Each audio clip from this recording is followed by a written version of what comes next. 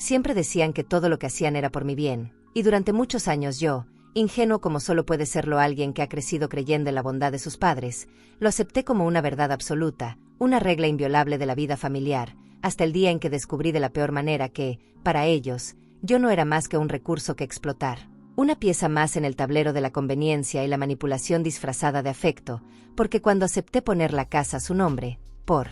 razones legales, como me dijeron con una naturalidad tan fría como ensayada, no tenía ni idea de que, un año después, utilizarían mi gesto de confianza como regalo de boda para mi hermano menor,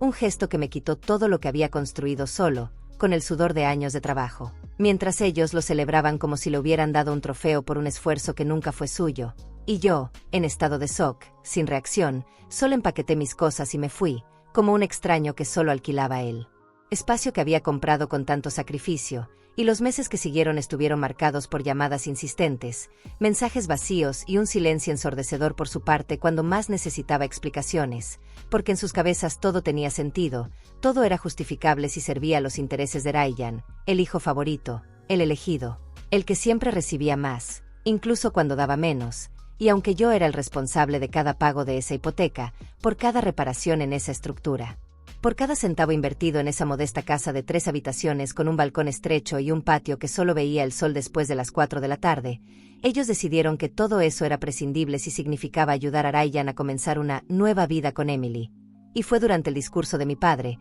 en esa maldita boda llena de luces y sonrisas falsas, que comprendí que todo había sido planeado desde el principio, desde aquella conversación disfrazada de preocupación en la que mencionaron leyes, impuestos y herencias, sembrando en mí la duda de que podría estar en peligro si seguía con la propiedad a mi nombre, y como confiaba en ellos, firmé sin preguntar, sin leer bien, solo escuchando la voz de mi padre diciendo que era lo mejor para mí, mientras mi madre asentía y Ryan fingía que no le importaba, aunque hoy sé que él ya lo sabía todo, que eso era parte del paquete que le habían prometido, y en aquella ruidosa recepción, cuando mi padre anunció con orgullo que la casa sería suya, sentí un vacío tan profundo que apenas podía respirar, mientras la gente a mi alrededor aplaudía como si fuera un gran logro, como si fuera un gesto de amor y no el robo más cruel que he vivido, y cuando Ryan se acercó después con una sonrisa burlona y una cerveza en la mano diciendo, «Gracias, hermano, vamos a dejar la casa preciosa». Solo pude asentir en silencio, tratando de contener las náuseas que me subían, y esa noche, en lugar de enfrentarme a ellos, volví a casa y empecé a empaquetar mis cosas, porque ya no podía quedarme allí, en ese espacio que ya no me pertenecía legalmente, pero que aún dolía como si fuera parte de mí que me arrancaban, y en los días siguientes, cuando mi madre me decía que estaba exagerando y que era por el bien de la familia, y mi padre reforzaba que yo nunca había sido el verdadero dueño de la casa, que solo pagaba las facturas, me di cuenta de que nada de lo que había construido significaba nada para ellos, y me mudé a un pequeño apartamento, con paredes finas y baratas, lejos del tranquilo barrio donde crecí, y a pesar de la incomodidad y el ruido constante, por primera vez en mucho tiempo me sentí libre, aunque con el corazón destrozado, y entonces, 6 meses después, empezaron a llegar llamadas, una tras otra, de mi madre, de mi padre, incluso de Ryan, todos pidiendo hablar conmigo, diciendo que había un problema con la casa, que necesitaban mi ayuda,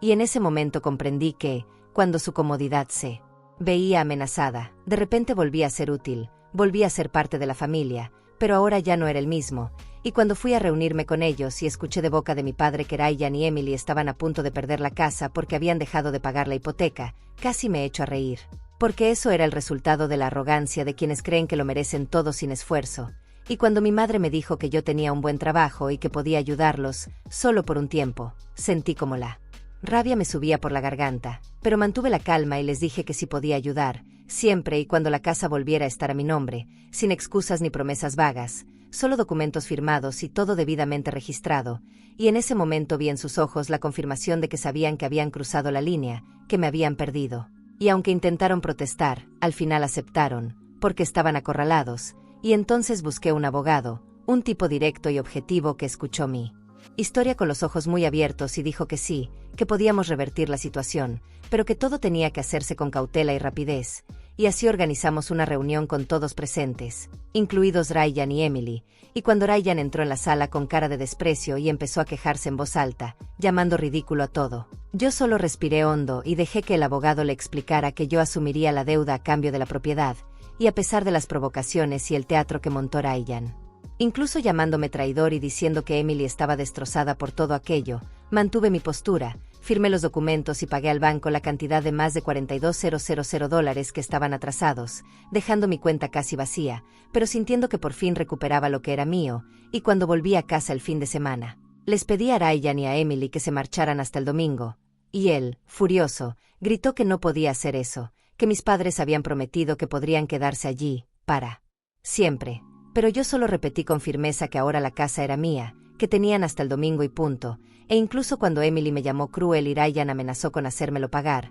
no cedí, y los días siguientes fueron una mezcla de alivio y tensión, porque aunque estaba feliz de tener mi casa de vuelta, sabía que el precio emocional de ese enfrentamiento estaba lejos de estar pagado, y de hecho no tardaron en comenzar las represalias, con mensajes anónimos, amenazas veladas e incluso vandalismo. Como cuando encontré el coche rayado con la palabra «ladrón» grabada en la puerta, y comprendí que Ryan no iba a rendirse tan fácilmente, así que instalé cámaras, contraté un sistema de seguridad y me blindé emocional y legalmente. Mientras mis padres intentaban convencerme de que lo reconsiderara, diciéndome que Ryan estaba viviendo en un motel y que yo estaba destruyendo la familia, pero la verdad es que la familia ya estaba destruida desde hacía mucho tiempo, desde el momento en que decidieron que yo era prescindible, y cuando organizaron una nueva reunión en casa, diciendo que querían resolver las cosas, fui preparado, con todo grabado, y allí, cuando Ryan me llamó egoísta y Emily dijo que yo era un resentido. Saqué los recibos del pago de la hipoteca, los extractos bancarios, los contratos,